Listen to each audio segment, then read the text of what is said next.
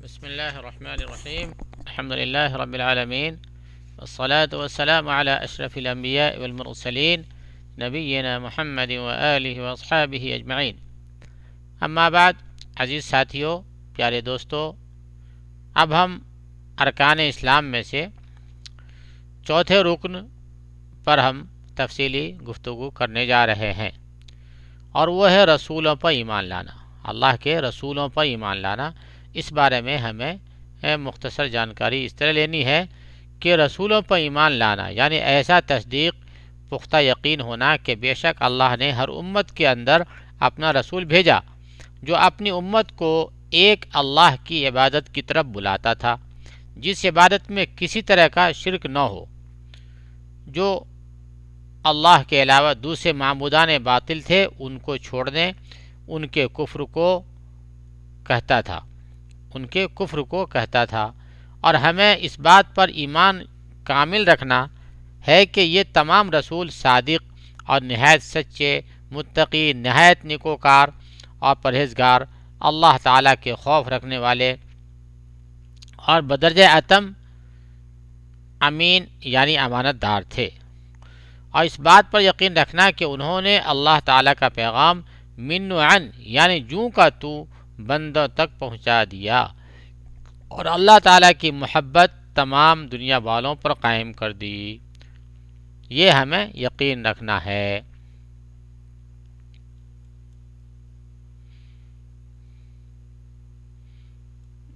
یہاں تک ہم نے ابھی آپ کے سامنے پڑھا ہے۔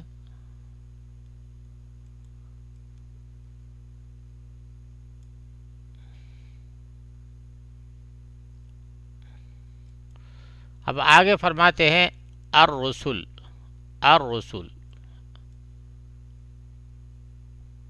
اس کو ہم عربی میں پڑھیں گے الرسل، اگرچہ لکھا ہے الرسل لیکن ہم پڑھیں گے الرسل۔ یہ رسول کی جمع ہے اور مرسل کے معنی میں ہے، یعنی بھیجا گیا، یعنی جس چیز کو پہنچانے کے لیے بھیجا گیا۔ اس سے مراد یہاں پر یہ ہے کہ انسان میں سے کسی پر اللہ تعالیٰ کی طرف سے شریعت کی وحی کی گئی ہو اور اسے اللہ کے بندوں تک پہنچانے کا حکم دیا گیا ہو، یعنی اللہ نے اپنے کسی بندے کو چنا اور اس کے اوپر اپنے احکام نازل فرمائے اور انہیں حکم دیا کہ یہ ہمارے بندوں تک پہنچاؤ، تو یہ ہے رسول۔ اس کا فرماتے پہلا رسول کون ہے؟ رسول تو بے انتہا ہے۔ فرماتے ہیں کہ پہلے رسول کون تھے؟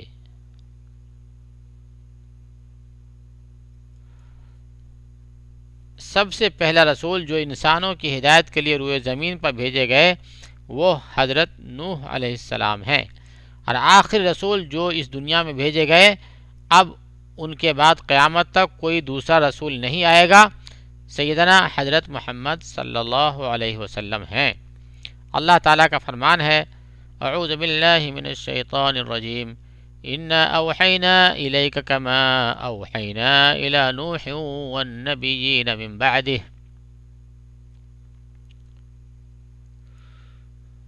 یقیناً ہم نے آپ کی طرف اسی طرح وحی کی جیسے نوح اور ان کے بعد والے نبیوں کی طرف کی۔ آگے ہے صحیح بخاری میں حضرت انس بن مالک رضی اللہ عنہ سے حدیث شفاعت کے بارے میں روایت ہے کہ نبی کریم صلی اللہ علیہ وسلم نے ذکر فرمایا ان الناس یأتون الی آدم لیشفع لهم فیتعذر الیہم ویقول ایتو نوحا اول رسول بعثہ اللہ وذکر تمام الحدیث۔ لوگ قیامت کے دن حضرت آدم کے پاس آئیں گے تاکہ وہ اللہ تعالیٰ سے ان کے لیے شفاعت کریں، تو وہ ان سے معذرت کر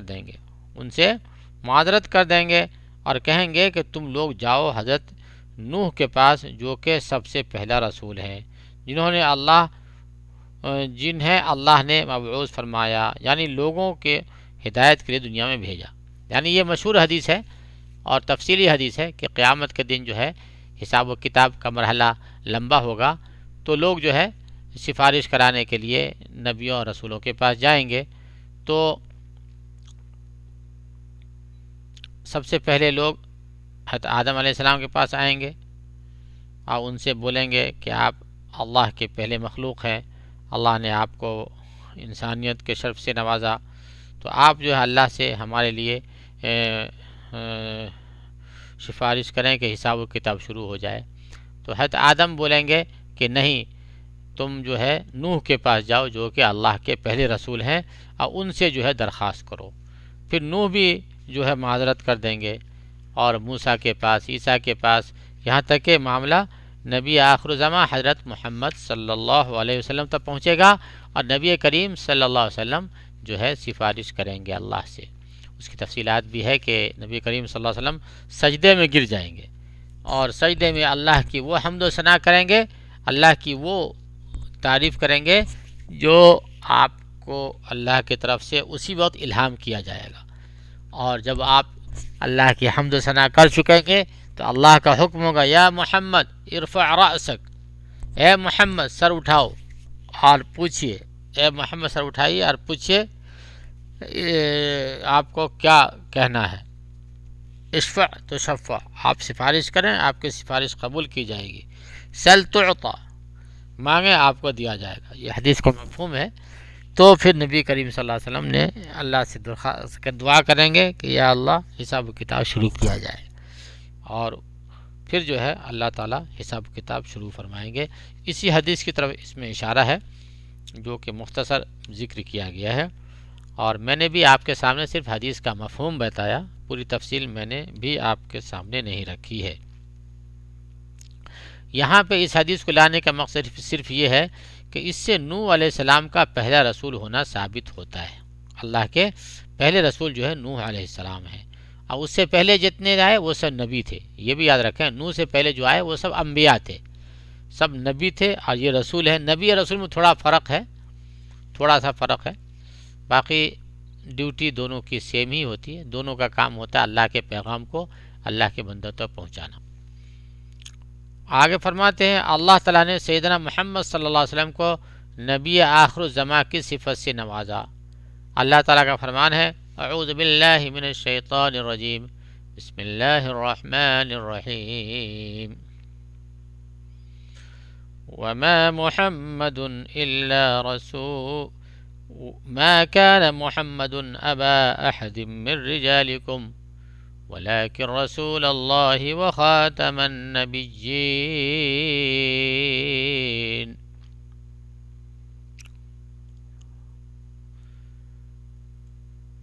سورہ الاحزاب کی یہ آیت نمبر 40 ہے. ترجمہ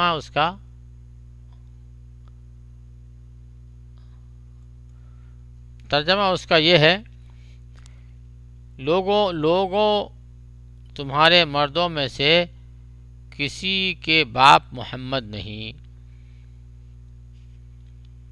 لیکن آپ اللہ کے رسول ہیں اور تمام نبیوں کے ختم کرنے والے ہیں.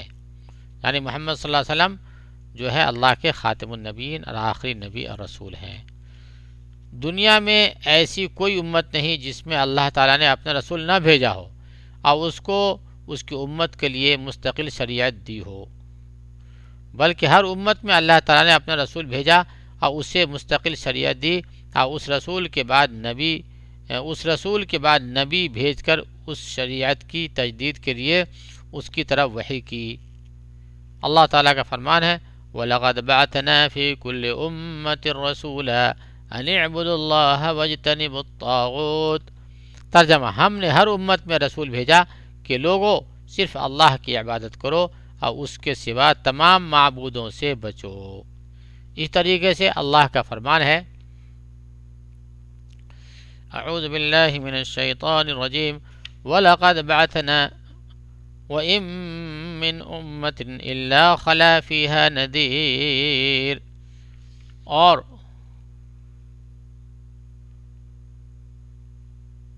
ترجمہ،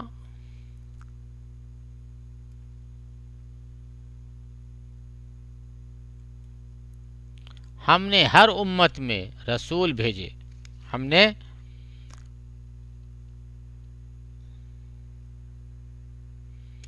اور ترجمہ یہ ہے، اور کوئی امت ایسی نہیں ہوئی جس میں کوئی ڈرانے والا نہیں گزرا، اور کوئی امت ایسی نہیں گزری جس میں کوئی ڈرانے والا یعنی نبی اور رسول اللہ نے نہ بھیجا ہو۔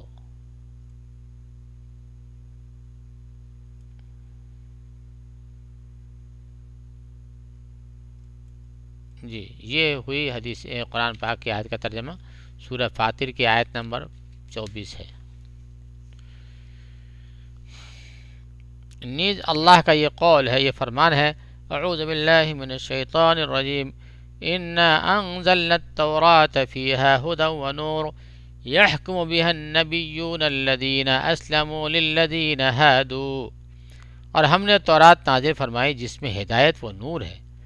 یہودیوں میں ایسی تورات کے ساتھ اللہ تعالیٰ کے ماننے والے انبیاء علیہم السلام اور اہل اللہ اور علماء فیصلہ کرتے تھے، اور یہودیوں میں اسی تورات کے ساتھ اللہ کے ماننے والے انبیاء اور اہل اللہ اور علماء فیصلہ فرماتے تھے، فیصلہ کرتے تھے۔ یہ تمام رسول انسان ہی تھے۔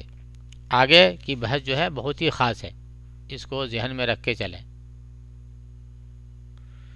فرماتے ہیں تمام رسول جو تھے انسان ہی تھے۔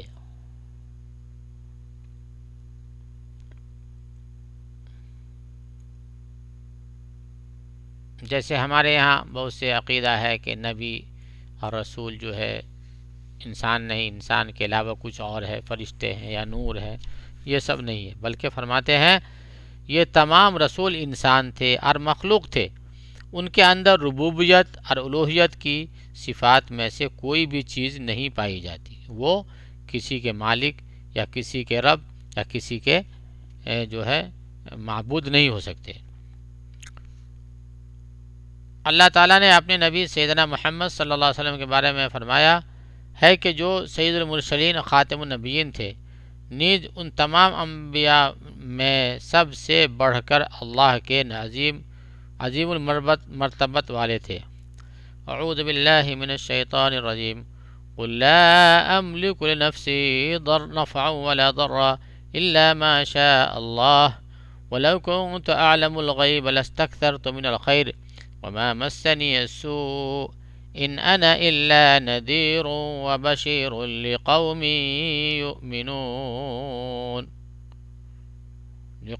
یؤمنون۔ یہ سورۃ الاعراف کی آیت نمبر 188 ہے۔ ترجمہ ہے، آپ فرما دیجئے کہ میں خود اپنی ذات خاص کے لیے کسی نفع کا اختیار نہیں رکھتا اور نہ نقصان کا، مگر اتنا ہی کہ جتنا اللہ نے چاہا ہو، اور اگر میں غیب کی باتیں جانتا ہوتا تو میں بہت سے منافع حاصل کر لیتا، بہت سے لابھ اٹھا لیتا، اور کوئی نقصان مجھ کو نہ پہنچتا۔ میں تو محض ڈرانے والا اور بشارت دینے والا ہوں ان لوگوں کو جو ایمان رکھتے ہیں۔ تو یہ نبی کی جو ہے مقام کو بتایا گیا کہ نبی جو ہوتے ہیں اپنی ذات سے کچھ اختیار، کچھ طاقت، کچھ پاور نہیں رکھتے، بلکہ اللہ کے بھیجے ہوئے ہوتے ہیں اور اللہ کے حکم کے تابع ہوتے ہیں۔ اللہ جو ان سے کام لیتا ہے وہ ان سے ہو جاتا ہے، اللہ جو نہیں ان سے کام لیتا وہ کام ان سے بھی نہیں ہو سکتا۔ نبی بھی انسان ہی ہوتے ہیں، انسان ہی اور منشی ہوتے ہیں۔ اسی طریقے سے اللہ کا فرمان ہے، اعوذ باللہ من الشیطان الرجیم، بسم اللہ الرحمن الرحیم، قل انی لا املک لکم ضرا ولا رشدا، قل انی لن یجیرنی من اللہ احد ولن اجد من دونہ ملتحدا۔ اے نبی صلی اللہ علیہ وسلم،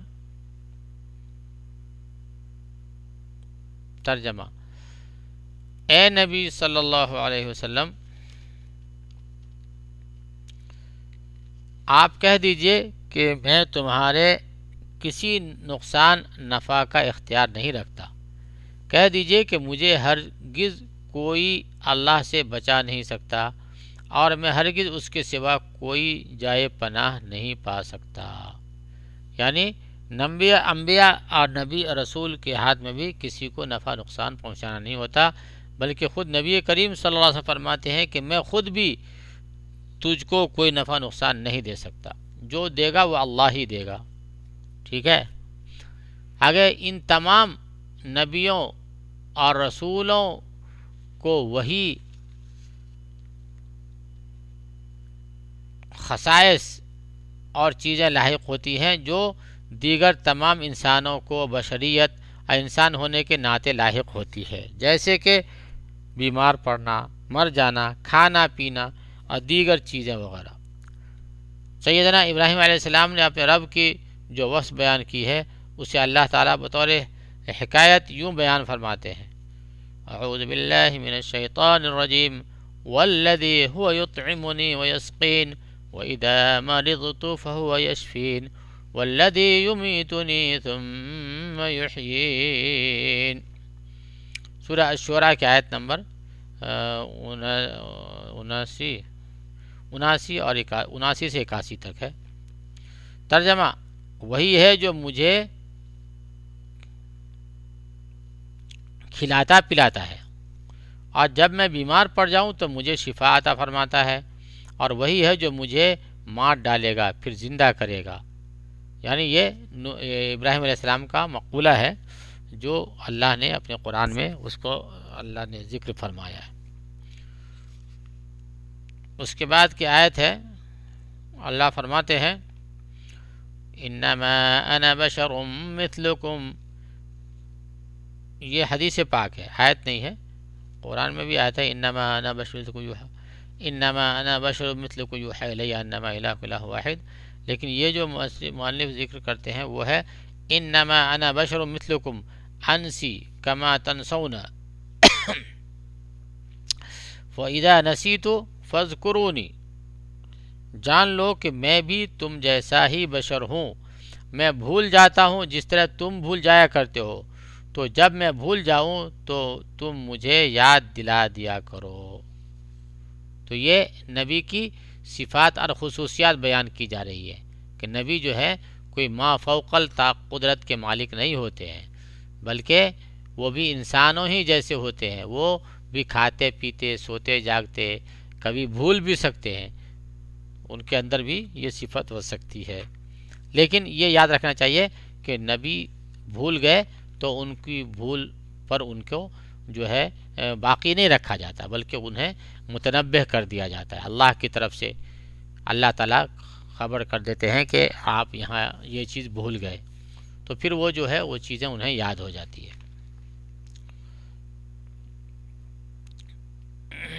اس کے بعد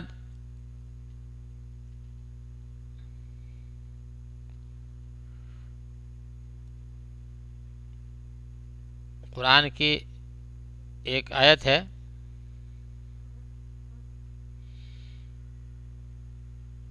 اللہ تعالیٰ نے ان تمام نبیوں کی خوبیاں بیان کرتے ہوئے اور ان کے عظیم مراتب کا ذکر کرتے ہوئے یہ بھی بتلایا کہ یہ کس قدر اللہ والے اور نیکوکار عبادت گزار شکر گزار بندے تھے۔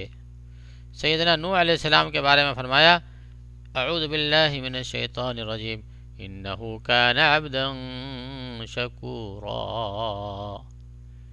انہ کان عبدا شکورا۔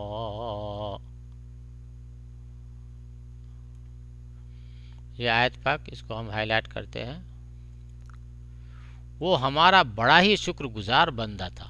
نوح علیہ السلام کا اللہ فرماتے ہیں وہ ہمارا بڑا ہی شکر گزار بندہ تھا۔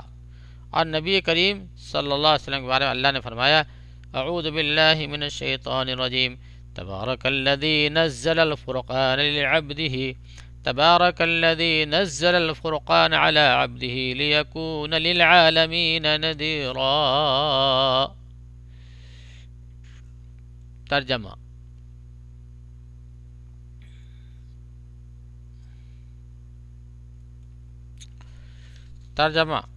بہت بابرکت ہے وہ اللہ تعالی جس نے اپنے بندے پر فرقان اتارا تاکہ وہ تمام لوگوں کے لیے آگاہ کرنے والا بن جائے، اور یعنی نبی کریم صلی اللہ علیہ وسلم پہ قرآن اتارا، یہ مطلب ہے اس آیت میں۔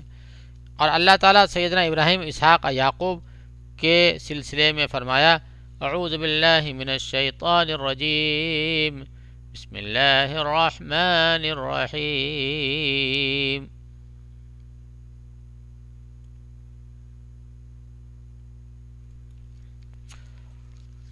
واذكر عبادنا إبراهيم وإسحاق ويعقوب أولي الأيدي والأبصار إنا أخلصناهم بخالصة ذكر الدار وإنهم عندنا لمن المصطفين الأخيار۔ ترجمہ: ہمارے بندوں ابراہیم، اسحاق اور یعقوب کا بھی لوگوں سے ذکر کرو جو ہاتھوں اور آنکھوں والے تھے۔ ہم نے انہیں ایک خاص بات یعنی آخرت کی یاد کے ساتھ مخصوص کر دیا تھا۔ یہ سب ہمارے نزدیک برگزیدہ اور بہترین لوگ تھے۔ یہ جو ہے سورہ سعد کی آیت نمبر 45 سے 47 تک کی آیت ہے۔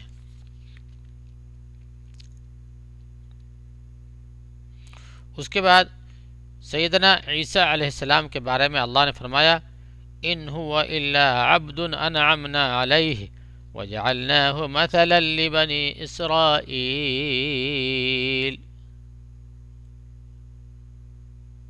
ترجمہ: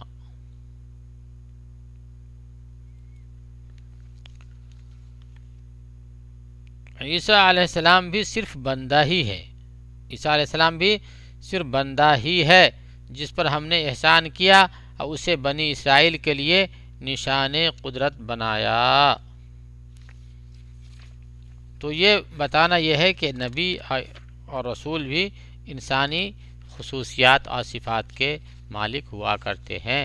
وہ جو ہے الوہیت یعنی معبود اور بھگوان کا درجہ نہیں رکھتے کہ انہیں عبادت کی جائے، ان کی پوجا کی جائے، ان سے جو ہے اپنی ضرورتیں مانگی جائیں، ایسا نہیں ہے، بلکہ ان کو اللہ کا رہنما، اللہ کا بھیجا ہوا ماننا، ان کے بتائے ہوئے نیم پر چلنا، یہ ضروری ہوتا ہے۔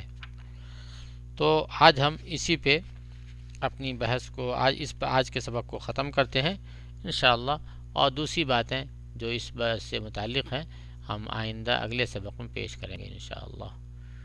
اللہ تعالی ہم سب کو نیک عمل کی توفیق نصیب فرمائے۔ وآخر دعوانا ان الحمد للہ رب العالمین۔